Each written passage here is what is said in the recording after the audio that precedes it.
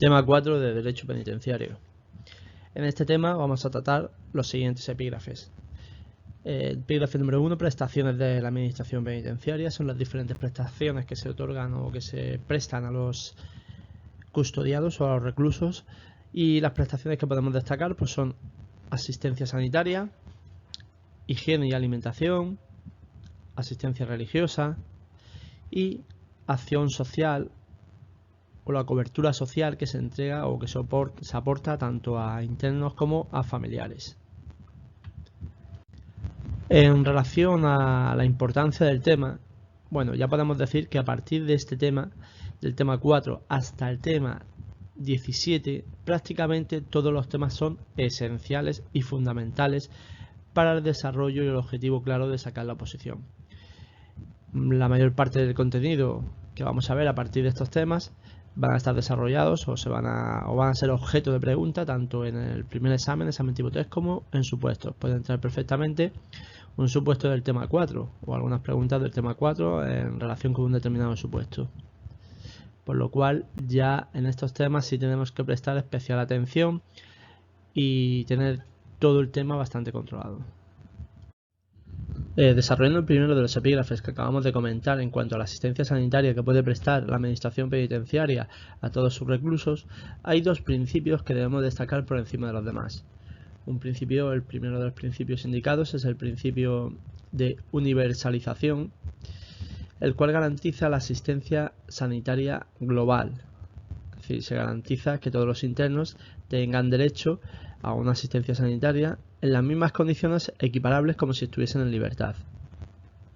Otro de los principios que también debemos de destacar es el principio de corresponsabilidad, es decir, ambas administraciones, en este caso la Administración Penitenciaria tanto como la Administración Sanitaria, serían responsables de que los internos o de ejecutar el principio de universalización indicado anteriormente, es decir, que todos los internos tengan derecho a unas prestaciones sanitarias adecuadas, y para ello deben de colaborar ambas administraciones, que son la Administración Penitenciaria y la Administración Sanitaria.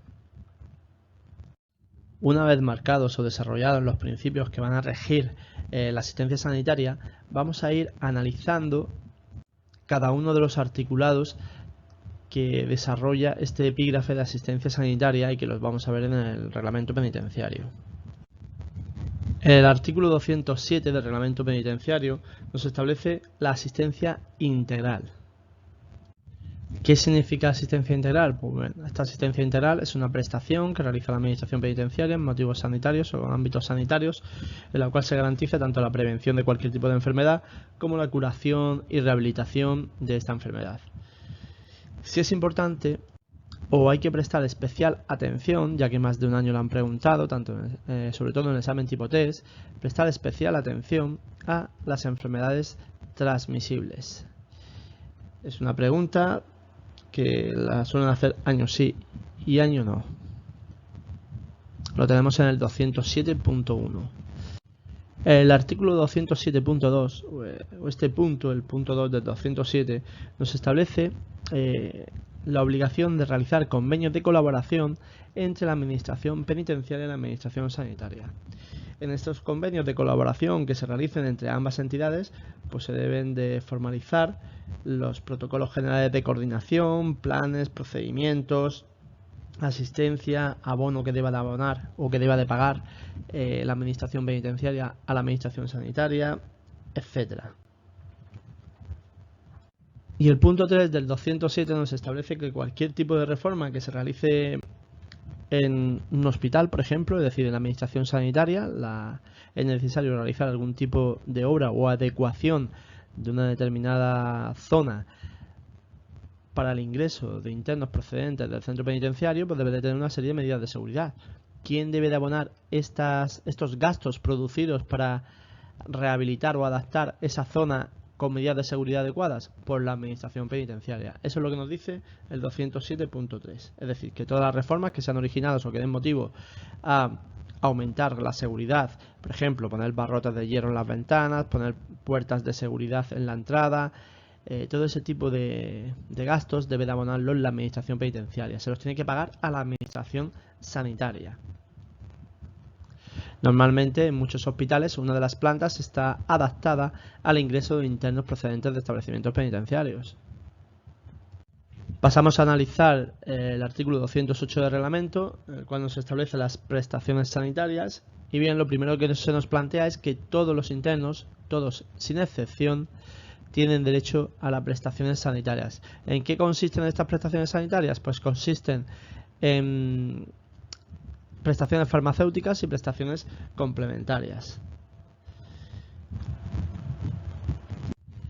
Estas prestaciones farmacéuticas y complementarias pues van a consistir principalmente en entregarle cualquier tipo de medicación que le haga falta. En cuanto a prestaciones farmacéuticas y complementarias, pues van a consistir, pues, por ejemplo, si es necesario que tenga algún tipo de prótesis, pues se les va a facilitar también por parte de la administración. Estas prestaciones sanitarias se deben garantizar o bien por los medios propios que pueda aportar la administración penitenciaria o bien por medios ajenos a través de las administraciones sanitarias. Eso es lo que nos establece el 208.2. En esta presentación nos mantenemos con la análisis de la asistencia sanitaria, pero en este caso lo que pretendemos es relacionar varios artículos. Tenemos por un lado el artículo 209, que es el primero que nos encontramos en cuanto al modelo de atención sanitaria, pero quiero que lo relacionéis tanto con el artículo 36 de la Ley Orgánica General Penitenciaria, como que lo relacionéis con el artículo 212. Aquí es cuando debemos de empezar a relacionar, cotejar y coser articulados tanto de la Ley Orgánica General Penitenciaria como del reglamento. Bien, el 209, el modelo de atención sanitaria regulado en el reglamento penitenciario, nos establece una división entre atención primaria y atención especializada, es decir, que debemos de distinguir ambas situaciones. Se va a garantizar en este modelo de atención sanitaria que presta la administración una atención primaria y se va a garantizar una atención especializada. Previamente a analizar los dos términos de atención primaria y atención especializada, nos paramos en el artículo 212, el cual nos dice que al frente de todos los profesionales que vamos a desarrollar a continuación, al frente estará el subdirector médico, el cual estará bajo las órdenes del director. Y volvemos de nuevo al desarrollo del principio de atención primaria. ¿En qué va a consistir esta atención primaria? Pues bien, la atención primaria va a consistir en la dispensación por los propios medios que realiza la administración penitenciaria o bien ajenos que sean concertados por la propia administración penitenciaria, de prestación tanto de recursos humanos como recursos técnicos para paliar o solventar cualquier deficiencia de salud que tengan los internos. Los establecimientos penitenciarios contarán con un equipo sanitario de atención primaria que estará integrado al menos, cuidado con el al menos, ese punto de al menos es muy importante, como mínimo estos profesionales.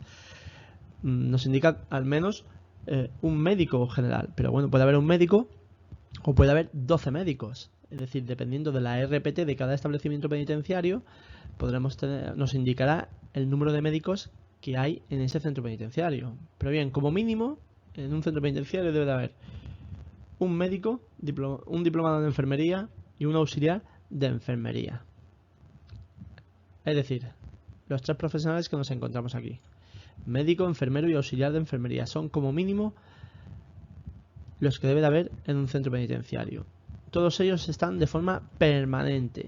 Eso es importante tenerlo claro. También nos dicen que de forma periódica podrán existir en los centros penitenciarios un psiquiatra y un médico estomatólogo u odontólogo. Pues bien, estos son los profesionales que tenemos aquí a continuación, que están de forma periódica.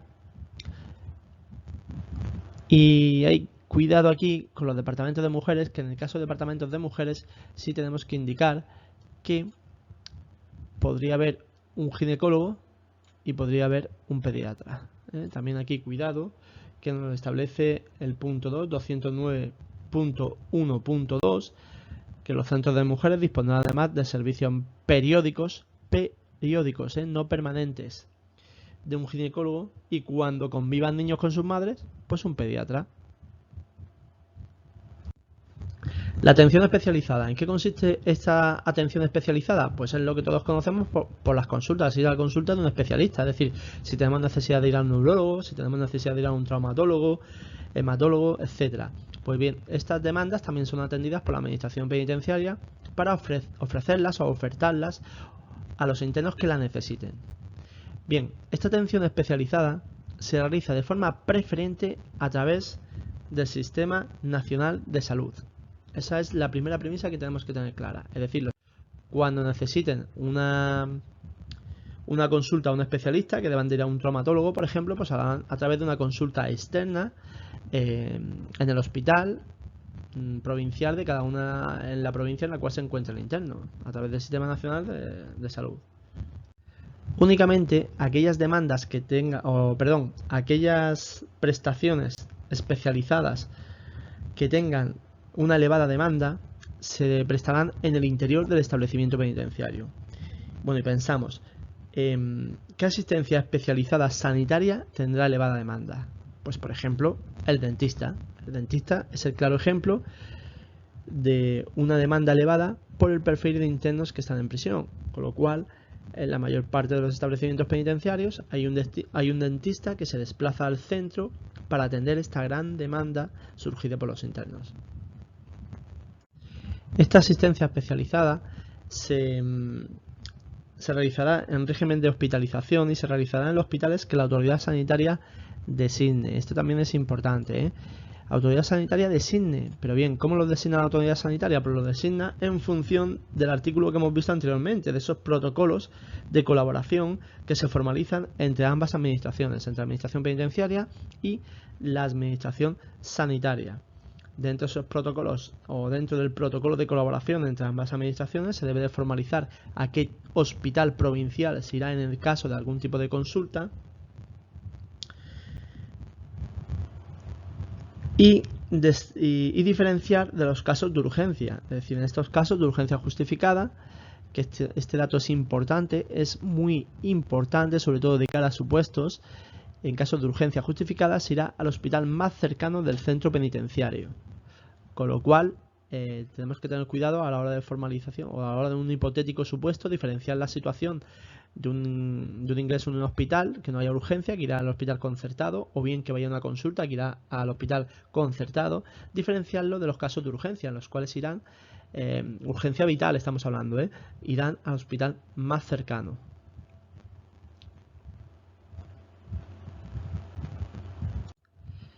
El 209.3 pues, establece que la administración penitenciaria pues, debe de garantizar una serie de productos de farmacia, es decir, dentro de las prestaciones sanitarias ya hemos dicho que se garantizan todos los productos de farmacia que sean necesarios. Prestaciones complementarias básicas, como hemos comentado, se les debe de garantizar si es necesario que tengan una prótesis, pero lo que no se les garantiza ni se les otorga son aquellos productos farmacéuticos o medicamentos de uso hospitalario y los productos farmacéuticos que no estén comercializados en España. Este tipo de productos no se les va a facilitar.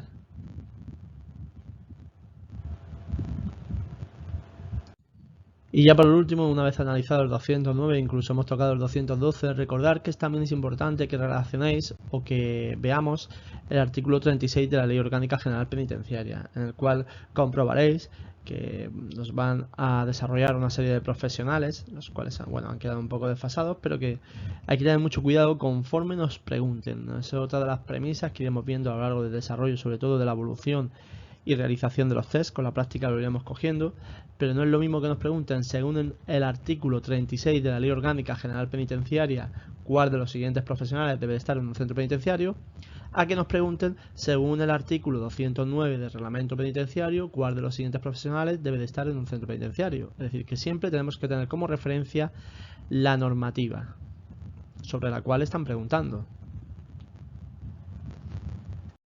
A continuación, en la siguiente presentación, vamos a analizar el artículo 210 del Reglamento Penitenciario. Este es el primer artículo al cual nos vamos a enfrentar, que puede tener un poco de ambigüedad y que nos puede resultar un poco más complicado en cuanto a su interpretación. Y si es necesario, realizar una correcta interpretación del articulado, ya que esta materia o esta temática puede ser claramente un hipotético supuesto, con lo cual tenemos que dominarlo perfectamente. Cualquier salida o situación médica de salida al hospital, sea forzosa, sea voluntaria, tenemos que dominarla muy bien.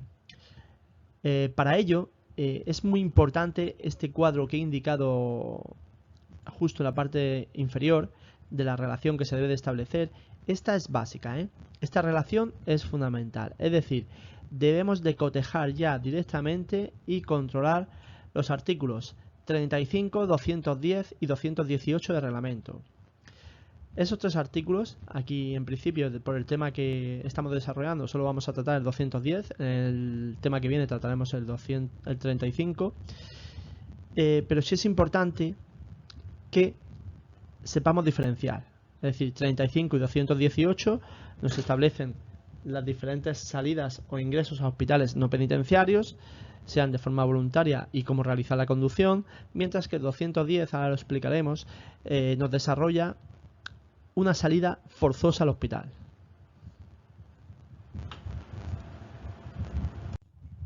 ...210.1 del reglamento... Tratamiento médico sanitario. Bien, clave, principio fundamental, básico. Siempre es voluntario, es decir, el tratamiento siempre es voluntario. No podemos obligar a alguien a tomarse una pastilla.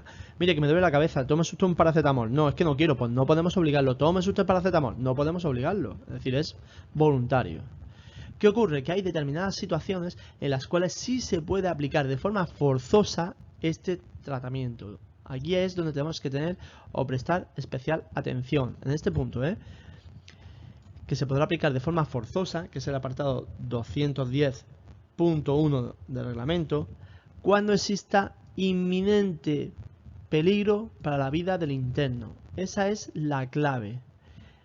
Podemos decir que es la frase que determina la aplicación forzosa de un tratamiento, que haya un inminente peligro para la vida del interno. Debido a que únicamente podemos aplicar este tratamiento forzoso para cuando hay un peligro inminente para la vida del interno, si este se negase, esta intervención solo puede ser la estricta y necesaria para salvaguardar o salvar la vida del interno. Recordar que una de las premisas fundamentales que debe de mantener en todo momento la administración penitenciaria es velar por la vida y la integridad del interno. Es el principio básico y fundamental, por lo cual, aunque el interno no quiera ser tratado, nosotros tenemos que obligarle a realizar un tratamiento médico forzoso cuando peligra su vida.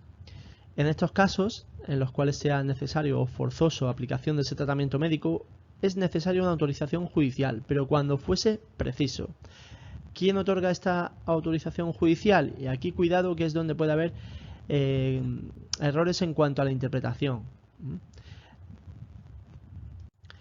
Podemos decir que el órgano encargado de autorizar este tratamiento médico forzoso será el juez de vigilancia. Juez de vigilancia penitenciaria. Es el órgano judicial encargado de autorizar un tratamiento médico forzoso. Solo en los casos en los cuales no se pueda comunicar al juez de vigilancia o no se pueda pedir del juez de vigilancia autorización para ejecutar un tratamiento médico forzoso, solo en estos casos se corresponde dicha autorización al juez de guardia. Todo ello es según criterios de actuación de los jueces de vigilancia en reuniones mantenidas en diferentes años. Con lo cual, este es el punto que puede dar lugar a más o mayores errores en cuanto a interpretación. Pues simplemente tenemos que tener un cuidado especial, anotarlo si queréis vosotros en vuestro propio temario. De todas formas lo tenéis comentado, que a los efectos de órgano judicial que podemos entender para autorizar este tratamiento médico será el juez de vigilancia. También muy importante este tercer esquema que tenemos aquí, que en el caso de que se haya aplicado este tratamiento forzoso, tanto se ha dado tiempo para avisar al juez de vigilancia como si no se ha dado tiempo, siempre hay que ponerlo en conocimiento de la autoridad judicial. ¿Y quién es la autoridad judicial competente en este caso? Pues el juez de vigilancia penitenciaria.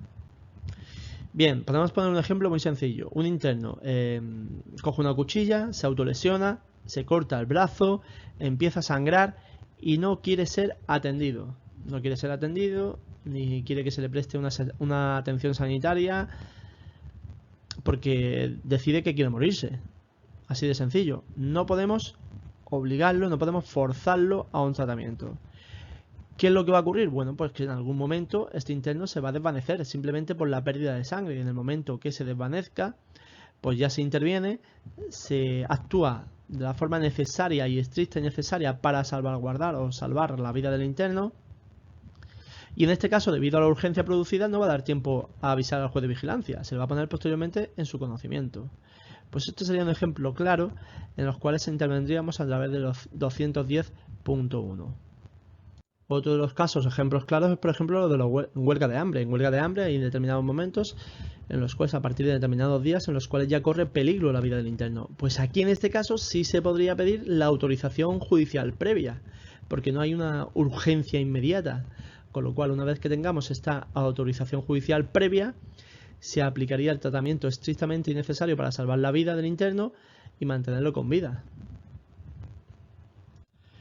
Otra de las situaciones que se nos pueden plantear y que supone un tratamiento médico forzoso o una intervención médica sanitaria forzosa es el que nos plantea el 210.2. ¿En qué situaciones se nos va a producir esta aplicación forzosa de la asistencia sanitaria? Pues cuando corra peligro evidente la salud o la vida de terceras personas. Este es el punto clave y sobre todo que debemos de diferenciar, muy claro, que debemos de diferenciar con el 210.1. Estas dos frases, peligro evidente para la salud de terceras personas y peligro inminente para la vida del interno, son las dos frases que nos van a hacer diferenciar una situación y otra. Y son importantes saber diferenciarlas, porque el 210.2 en este caso no se requiere autorización. Aquí no es necesaria autorización del juez de vigilancia, sino que directamente aplicamos el tratamiento. ¿Por qué? Porque corre peligro terceras personas. Está claro, corre peligro la salud o la vida de terceras personas. Lo que sí se debe de hacer es ponerle en conocimiento de la autoridad judicial, que en este caso es el juez de vigilancia. ¿Cuál sería o qué caso podemos poner como ejemplo de esta intervención médico-sanitaria forzosa en el cual corra peligro la vida o la salud de terceras personas? Por ejemplo, una persona que ingrese con tuberculosis. Si ingresa con tuberculosis, no se quiere tratar, aquí pone en peligro al resto de internos y resto de profesionales del centro. Con lo cual, al poner en peligro a ese resto de profesionales e internos, se le aplica de forma forzosa el tratamiento. Una vez analizado el punto 1 y el punto 2 del 210, pasamos a analizar el 210.3, que es el ingreso hospitalario forzoso, es decir, cuando no hay una voluntariedad por parte del interno para ir al hospital. En el caso de que el médico considere que el interno necesita ir al hospital y éste acepta de forma voluntaria, pues nos iríamos a aplicar el artículo 218 relacionado con el 35, en el cual, bueno, lo desarrollaremos un poco más adelante, pero principalmente nos indica el 218 que el médico comunica esta necesidad al director siempre a través de informe médico, que este punto, esta coletilla es clave. Siempre se debe realizar informe médico en el cual el médico justifique esta salida al hospital, se debe realizar una autorización previa por parte del centro directivo y se pondrá en conocimiento a la autoridad judicial de la que dependa en el caso de detenidos y presos y al juez de vigilancia en el caso de penados. Estas coletillas también son importantes diferenciarlas, cuidado en los hipotéticos supuestos que se planteen, diferenciar la situación en la cual se encuentra el interno, si está penado, si está preventivo, a efectos de quién o a qué autoridad se debe de comunicar ese traslado al hospital. Pues bien, el 218, que es el que acabamos de analizar y desarrollar, es el que tenemos que tener en cuenta en el caso de que sea una salida voluntaria al hospital, que lo tendríamos que relacionar con el 35. Pero ¿qué ocurre en el caso de que haya una negativa por parte del interno? Mire usted, que yo no quiero salir al hospital. En esos casos, ¿qué ocurre?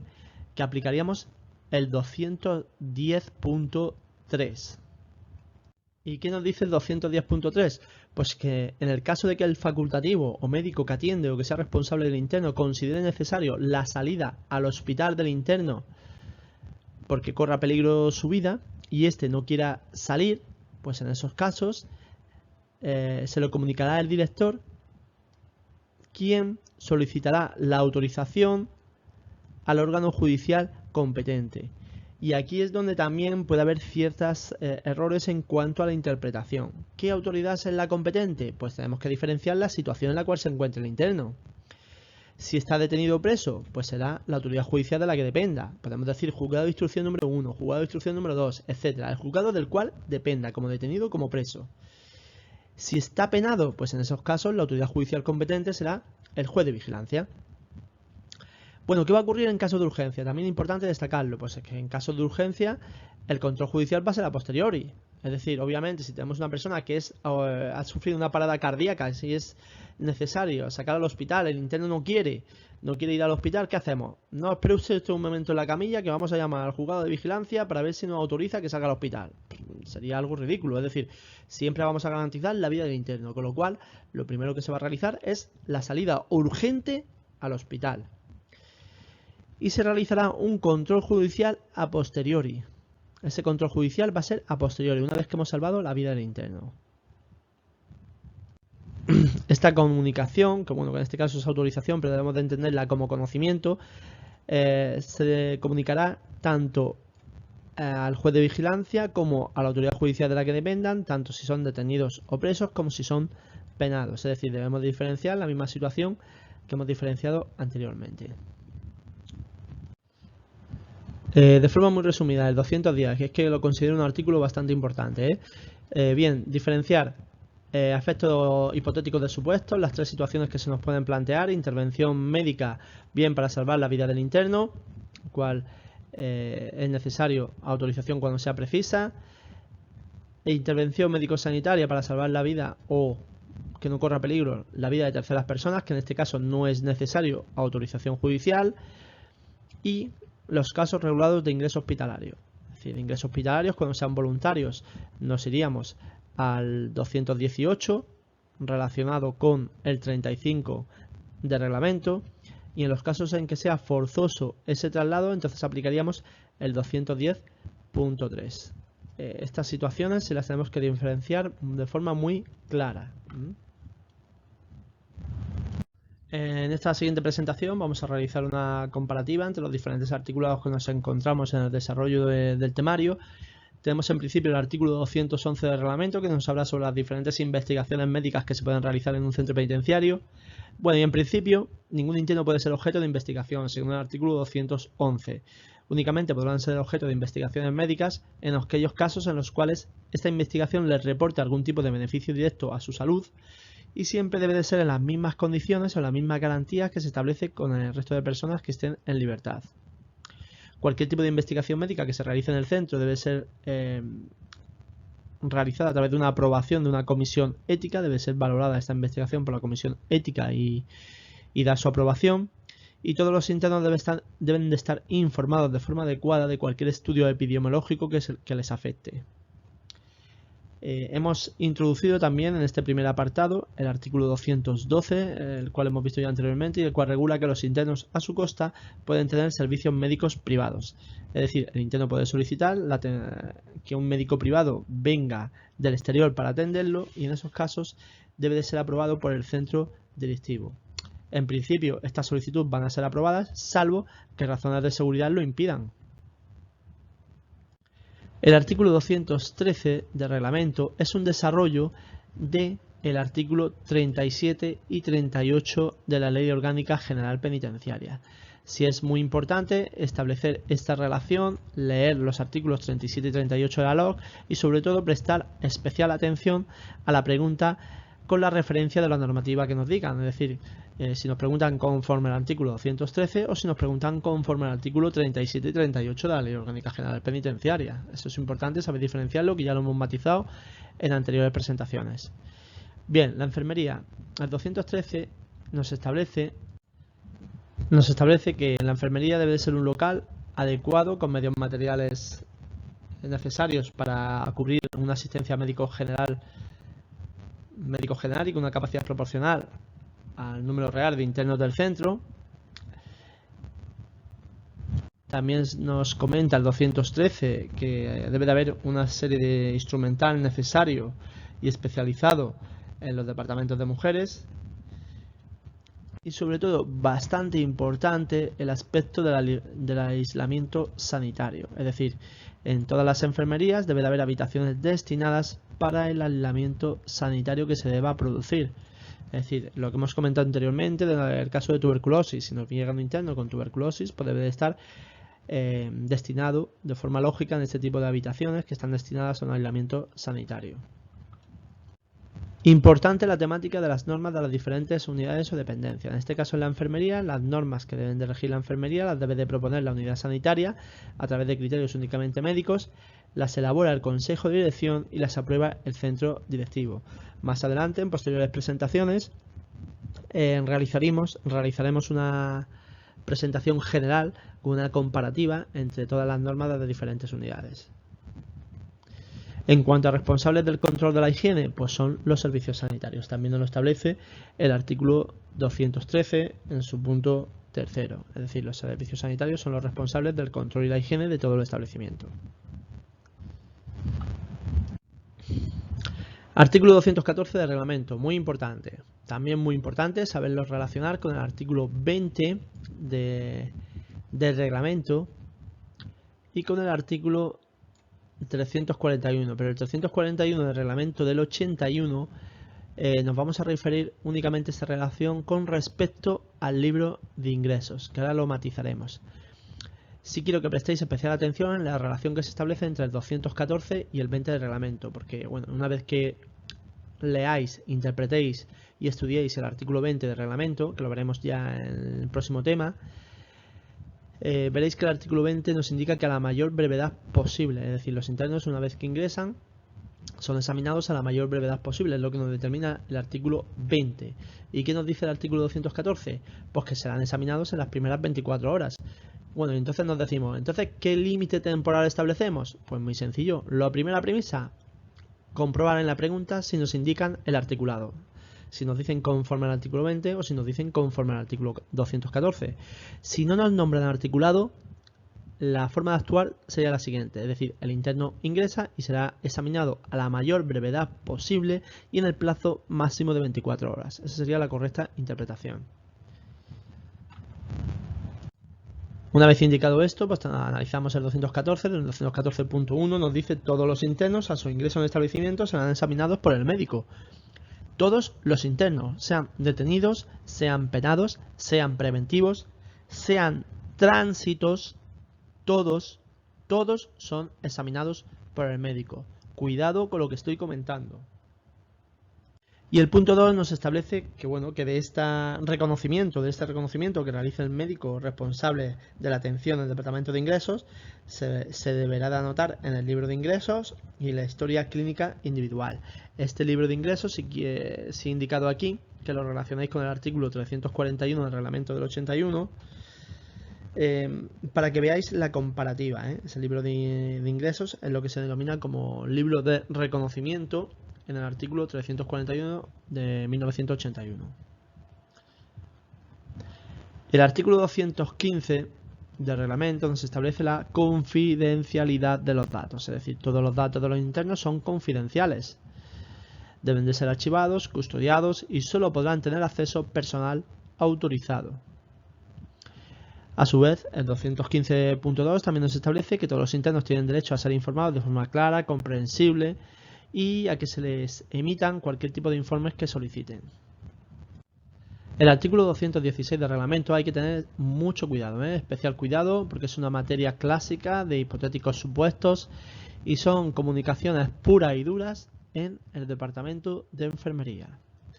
Debemos de relacionarlo con el artículo 22 de la Ley Orgánica General Penitenciaria. El artículo 22 de la Ley Orgánica General Penitenciaria quiero que le prestéis especial atención. Lo desarrollaremos un poquito más adelante, pero toca puntos concretos y específicos en los cuales hay que tener mucho cuidado. Bien, ¿qué nos dice el 216? Pues nos dice en su punto primero que cuando un interno se encuentre enfermo grave, y paramos aquí, enfermo grave, ¿qué significa enfermo grave? Que no vale un simple constipado o que estoy resfriado, es decir, enfermo leve no vale, tiene que ser enfermo grave para poder aplicar el 216. Seguimos. Se podrá en conocimiento o se debe de poner en conocimiento de forma inmediata a sus familiares o allegados. Bien, estamos aplicando la primera vez el término allegados. ¿Qué significa allegados? Ya lo vamos a marcar de premisa de aquí en adelante. Allegados es lo mismo que amigos. Pues bien, si el interno está enfermo grave, el director que para eso hemos relacionado el artículo 22 de la LOC, el director lo deberá de poner en conocimiento de sus familiares o allegados. ¿Para qué se lo pone en conocimiento? Pues para las visitas, y si aquel no pudiese desplazarse a los locutorios, se autorizará a que uno o dos familiares o allegados puedan comunicar con él en la enfermería del centro. Es decir, en el caso de que el director haya comunicado a los familiares, mire usted que su familiar se encuentra enfermo muy grave, no pueden ustedes comunicar en los locutorios, ya que el interno no se puede desplazar a los locutorios. ¿Quieren ustedes comunicar en la enfermería del centro penitenciario? Eso es lo que le plantea el director directamente. Les plantea a uno o dos familiares una comunicación en el departamento de enfermería. Esta comunicación puede estar sometida a vigilancia. Esa también es importante. Puede, no es obligatorio. Y en cuanto a su régimen de visitas, esta es una peculiaridad del 216. Este régimen de visitas es establecido por el director, es decir, el director acuerda el régimen de visitas a propuesta del médico. Quizás en este tipo de departamentos pues las visitas son más adecuadas los martes por la tarde a las 5 de la tarde, por ejemplo. Es decir, tienen un régimen peculiar y propio en estos casos. En el caso de que se produzca el fallecimiento de algún interno en el establecimiento penitenciario, pues se debe comunicar el hecho tanto a la familia como al centro directivo como a la autoridad judicial competente. Esto lo tenemos en 216.2.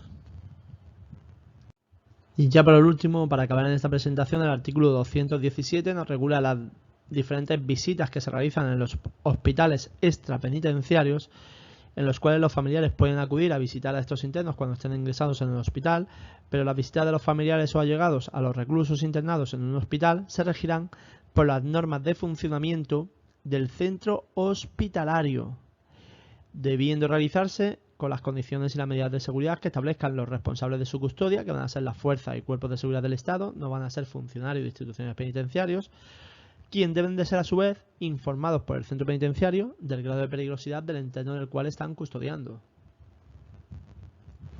A continuación vamos a analizar el artículo 218 del reglamento, un artículo muy importante y que por supuesto, bueno, ya vais a saber perfectamente, pero tenemos que relacionarlo o coserlo con el artículo 35 y 210. El 210 ya lo hemos visto anteriormente, el 35 lo veremos en la siguiente presentación junto con el tema, en el siguiente tema, que será el tema 5.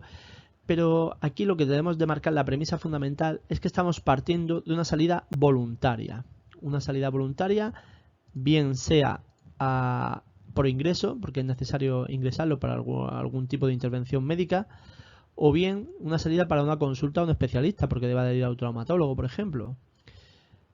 Pues bien, en estos dos casos, o siempre que apliquemos el 218, partimos de que hay una salida voluntaria. ¿Cómo se realiza esta salida voluntaria? Pues bien, en el caso de ingresos, siempre informe médico, cuidado con estas coletillas. El médico responsable, lo hemos comentado ya en anteriores presentaciones, el médico responsable lo comunica al director y previa autorización del centro directivo, permitirá la salida del interno para su ingreso en el hospital. En caso de consulta médica, pues en estos casos los servicios médicos se lo comunican al director y el director dispone lo oportuno para la salida a la consulta y la vuelta de nuevo al centro penitenciario. ¿Qué ocurre en los casos del 212? Que lo que hemos dicho, asistencia médica privada, pues es necesario la aprobación por parte del centro directivo. Muy importante también lo regulado en el 218.2 en cuanto a ingreso y traslados, es decir, siempre y cuando se produzca el ingreso en un hospital extrapenitenciario o el traslado a otro centro penitenciario por motivos sanitarios, se debe dar cuenta de este hecho en el caso de detenidos o presos a la autoridad judicial de la que dependan y en el caso de penados al juez de vigilancia penitenciaria. Mientras que el interno se encuentre en un hospital extrapenitenciario, la vigilancia y custodia de este interno correrá a cargo de las fuerzas y cuerpos de seguridad del Estado. El artículo 219 nos establece las diferentes medidas epidemiológicas que se pueden establecer en este sentido en un centro penitenciario.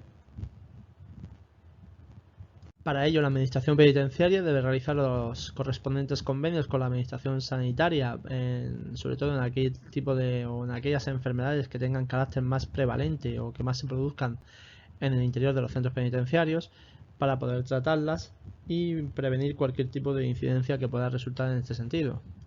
En el caso de que en un centro penitenciario se detecte un brote por algún tipo de enfermedad, se debe de forma inmediata poner en conocimiento tanto de las autoridades sanitarias correspondientes como del centro directivo.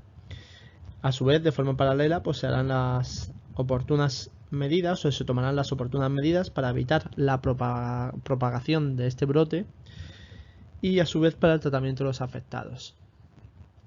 Punto 3 y punto 4 del artículo 219 son bastante importantes, sobre todo de cara a un hipotético test o hipotético supuesto en cuanto el interno obtenga la libertad definitiva, es decir, ya sea un interno o un recluso que tenga algún tipo de enfermedad infectocontagiosa. En este caso, cuando obtenga la libertad definitiva, se deberá de comunicar a las autoridades sanitarias. Esto es muy importante, ¿eh? Y en el caso de que sea un enfermo mental, pues en estos casos hay que comunicárselo al Ministerio Fiscal. También importante, cuidado con esto, con el punto tercero y el cuarto del 219, que hay que destacarlo, ¿eh? El artículo 220 del reglamento, pues bueno, nos establece un sistema de información sanitaria, en el cual se debe contar con sistemas de información y se deben establecer los protocolos adecuados para que esta información sanitaria pues fluya de forma correcta. Hemos destacado también en esta presentación el artículo 341 del reglamento de 1981, en el cual se formalizan o se regulan las diferentes funciones de la Oficina de Servicios Sanitarios. Bien, es importante prestarle o echarle un vistazo en esta primera lectura del temario, aunque luego lo veremos con más detalle posteriormente en el desarrollo del temario, pero sí que relacionéis un poco las diferentes funciones de las oficinas sanitarias en el ámbito sanitario. Pasamos al desarrollo de otro de los epígrafes de este tema, que es el tema o el epígrafe de higiene y alimentación en los centros penitenciarios. Y antes de nada, si quiero que relacionáis los artículos que vamos a analizar con los artículos 307 al 312 del reglamento penitenciario. Estos artículos los vamos a analizar y a desarrollar posteriormente en el tema 20, pero sí es importante que vosotros ya establezcáis o que se establezca una relación entre el articulado que vamos a ver a continuación, que es del 221 al 226, y los artículos 307 al 312.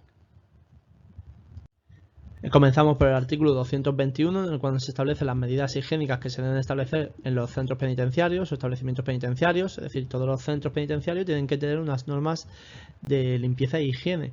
¿Quién establece estas normas de limpieza e higiene o las normas de limpieza e higiene en un centro? Pues el centro directivo. El 222 nos regulan los lotes higiénicos, que lo recibe el interno a su ingreso. Cada vez que un interno ingresa, lo primero que recibe es el lote higiénico.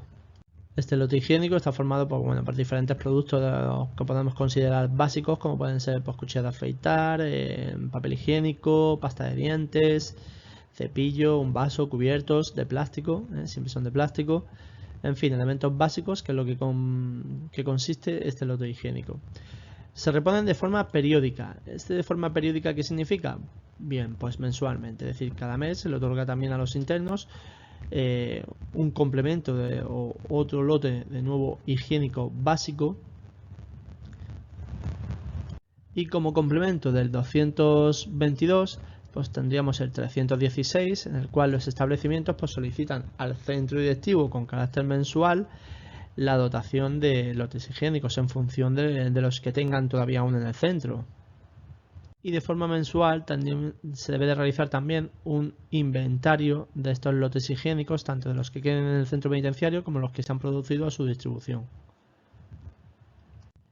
El artículo 223 nos establece la prohibición de entrada de alimentos perecederos. Está prohibida la entrada de cualquier tipo de alimentos perecederos por razones de salud pública.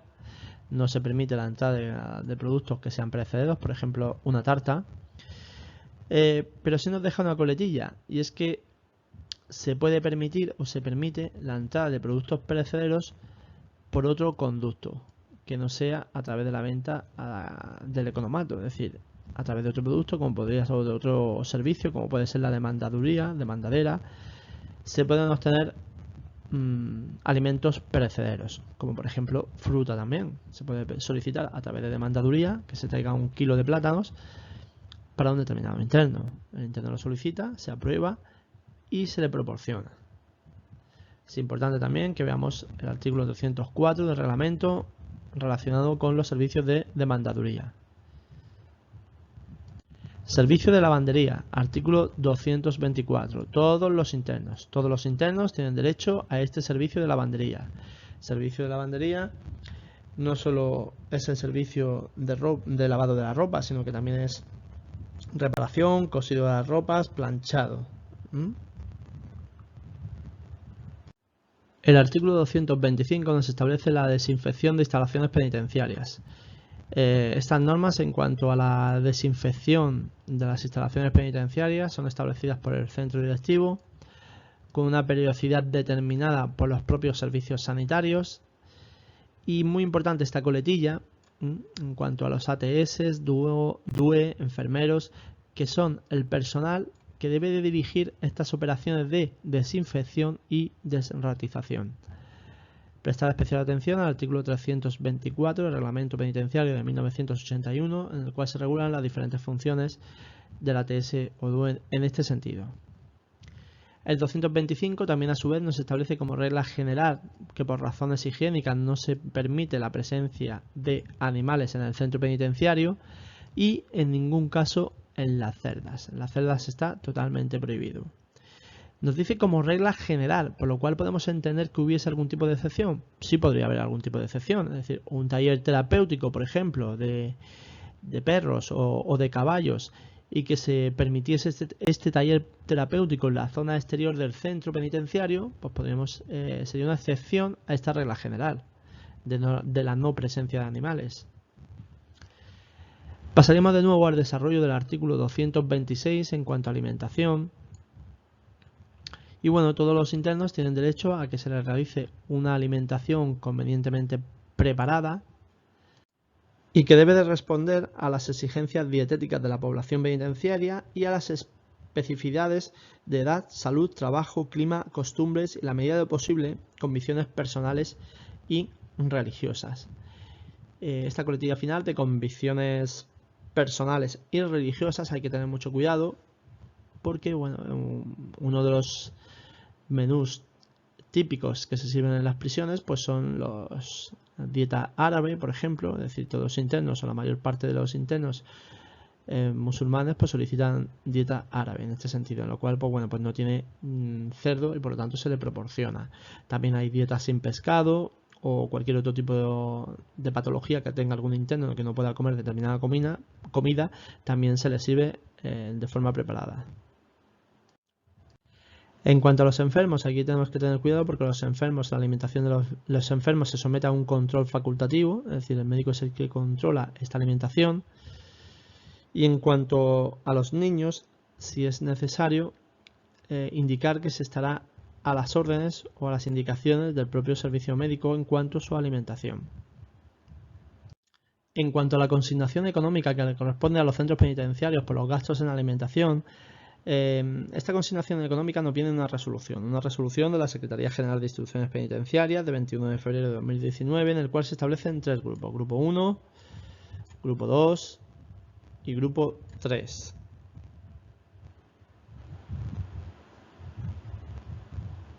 Estos grupos marcan la consignación o lo que se le debe de aportar económicamente al centro penitenciario en función de los internos que tengan. Si tienen menos de 200, pues pertenecerán al grupo 1, si tienen entre 200 y 500 al grupo 2 y si tienen más de 500 internos al grupo 3. Esta es la parte que me interesa, que no se puede fallar dentro de esta resolución de la Secretaría General, es decir, diferenciar los 3 grupos. Debemos de saber la consignación económica, es decir, la parte monetaria en cada uno de los grupos, pues el que lo sepa perfecto, pero que no es una cuestión que me preocupe de forma excesiva. Es decir, no deben de preguntar sobre la consignación económica, es decir, cuánto se le paga, sino que deben de preguntar en relación a los grupos y si preguntan. Si es de destacar también, o podemos indicar que los psiquiátricos de Sevilla y Alicante automáticamente van a pertenecer al grupo 1 y que esta clasificación se establece de forma trimestral por la Secretaría General de Instituciones Penitenciarias. Hay determinadas situaciones en las cuales se hará un abono doble, es decir, el relacionado se justificará de forma doble, que son las festividades de Navidad, Año Nuevo y Nuestra Señora de la Merced. Pasamos a desarrollar el último de los epígrafes de este tema, que es la asistencia religiosa, en el cual la Administración Penitenciaria da garantía a uno de los derechos fundamentales establecidos en la Constitución, que es la asistencia religiosa o libertad religiosa. El clásico artículo 230 del reglamento. ¿Por qué lo denomino como clásico artículo 230? Porque año sí, año no han preguntado sobre este articulado. Primeros principios que tenemos que dejar claros. Es que la Administración va a garantizar que todos los internos tengan derecho a una asistencia religiosa. Tendrán derecho a esta asistencia religiosa siempre que esta religión sea una religión que esté registrada, que esté reglada y que por supuesto se respete los derechos del resto de reclusos. En este sentido se podrán habilitar espacios para su práctica y ningún interno está obligado a mantenerse o ejercitar algún tipo de religión. La Administración Penitenciaria facilitará a los internos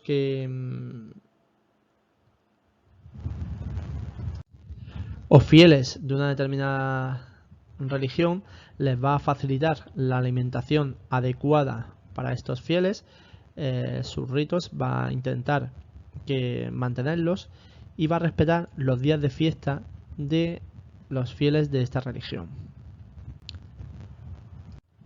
Todo ello obviamente lo va a facilitar la Administración siempre y cuando lo permitan las disponibilidades presupuestarias, la seguridad del centro, la propia vida en el centro y los derechos del resto de los demás internos. En todo lo relativo a la asistencia religiosa de los internos, pues se debe de estar a lo establecido y regulado en los diferentes acuerdos de asistencia religiosa que ha firmado la Administración Penitenciaria y sobre todo en una normativa de carácter general que regula el contenido de esta asistencia religiosa, que es el Real Decreto 710/2006. En cuanto al procedimiento reglado de asistencia religiosa, este lo encontramos en Real Decreto 710/2006 de 9 de junio en la instrucción 4/2019. Bien, como estamos ya tocando o hemos nombrado un tipo de instrucción que es la 4/2019, vamos a hacer determinadas puntualizaciones en cuanto a las instrucciones y debo de indicar que las instrucciones las vamos a ver en aquellos aspectos concretos, es decir, determinados aspectos concretos que sean de interés o que sean de especial importancia los sacaremos a relucir y no todo de la instrucción, sino solamente esa parte. Consideramos que las instrucciones no son material básico y fundamental para el objetivo claro que es sacar la oposición. Nos podríamos volver o ampliar el temario en 7 tomos más, porque serían todas las instrucciones y órdenes de servicio, con lo cual sería prácticamente imposible. Y únicamente debemos de analizar aquellos puntos en concreto que saquemos a relucir, como en este caso el procedimiento reglado de asistencia sanitaria. ¿Qué queremos decir con ello o qué queremos dar a entender? Bueno, que preguntas en cuanto a instrucciones no podemos decir nunca que no, pero sí podemos afirmar que las probabilidades serán muy pocas de que salgan preguntas sobre algún tipo de instrucción. Dicho esto, pasamos a analizar el procedimiento reglado, la tramitación de la asistencia religiosa, que se debe de realizar a través de solicitud del interno, es decir, el interno debe de solicitar una determinada asistencia religiosa de un tipo de religión a través de la dirección del centro, a través de instancia, y el director, una vez que recoge la instancia, debe de comprobar si esa religión está acreditada o si no está acreditada. Es decir, hay que hacer esas dos diferenciaciones. En el caso de que esté acreditada, pues se le comunica al ministro de culto que hay un interno que solicita su asistencia, y en el caso de que no esté acreditada, se lo comunican a esa confesión religiosa. Hay que tramitarle o hay que remitirle esta solicitud de confesión religiosa. ¿Con qué intención? Pues con la intención de que la confesión religiosa formule solicitud al centro directivo para que se apruebe esta resolución de asistencia en el centro penitenciario. Esta resolución se aprobará en el plazo máximo de 4 meses.